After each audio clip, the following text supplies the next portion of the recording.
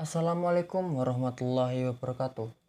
Perkenalkan, saya Muhammad Reza Syahputra, praktikan dari Praktikum Instalasi Residensial dengan NIM D400190155 Universitas Muhammadiyah Surakarta. Kali ini saya akan menjelaskan tentang alat proteksi otomatis yang terdapat pada modul 5 Praktikum IR. Ada 3 buah jenis alat proteksi otomatis, yaitu RCD, ELCB, dan GFCI. RCD atau Residual Current Device merupakan safety device untuk mencegah terjadinya arus bocor. Arus bocor yang mengalir ke tubuh manusia disebut sebagai peristiwa electrocution. Prinsip kerja RCD. RCD bekerja mengukur keseimbangan arus antara dua buah konduktor, fasa dan netral, dengan menggunakan differential current transformer. Sebuah gulungan yang dialiri listrik akan tercipta GGA listrik pada kumparan tersebut. Dan ketika gulungan primer dan sekunder dialiri arus listrik, maka akan tercipta induksi listrik. Arah gulungan primer dan sekunder itu berlawanan. Jika arus yang mengalir adalah sama besar, akan mengakibatkan induksi listrik tidak tercipta. Akan tetapi, ketika salah satu dari penghantar tersebut mengalami kebocoran listrik, akan mengakibatkan perbedaan besar arus listrik pada kedua kumparan tersebut.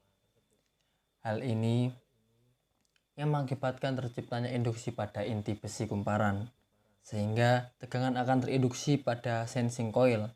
Tegangan yang tercipta pada sensing coil cukup mengoperasikan relay yang berfungsi untuk memutus supply dari pengantar utama. Perangkat ini dirancang jika terdapat beban arus sebesar 5 mikroampere hingga 30 mikroampere cukup untuk membuat induksi dan mengoperasikan relay. Yang kedua ada ELCB atau Earth Leakage Circuit Breaker, yaitu suatu alat pengaman listrik dari risiko kebocoran listrik yang nilai arus bocornya sangat kecil.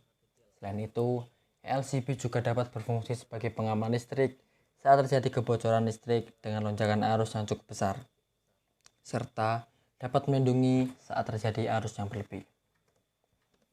Pada prinsip kerja ELCB, ia beroperasi dengan menggunakan keseimbangan arus antara fase dan netral menggunakan different current transformer.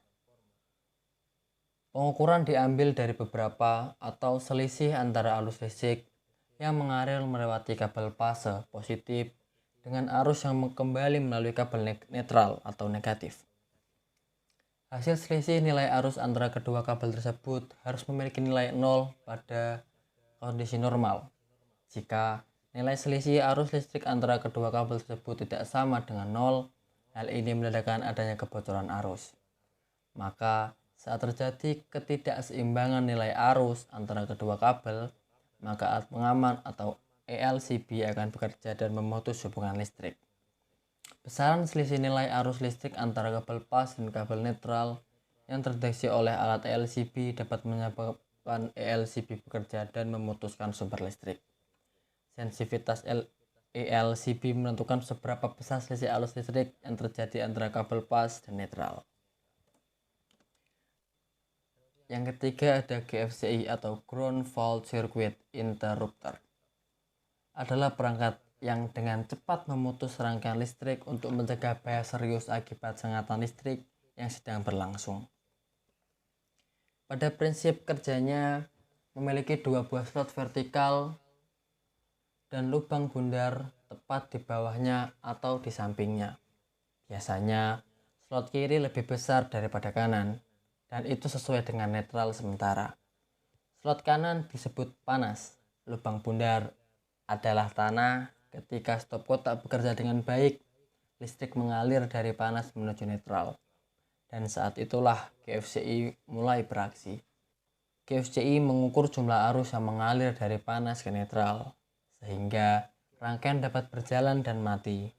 Bila terpasang dengan benar, GFCI dapat mendeteksi variasi sekecil 4 mg dan perjalanannya dengan cepat, kurang dari 1 detik memotong listrik.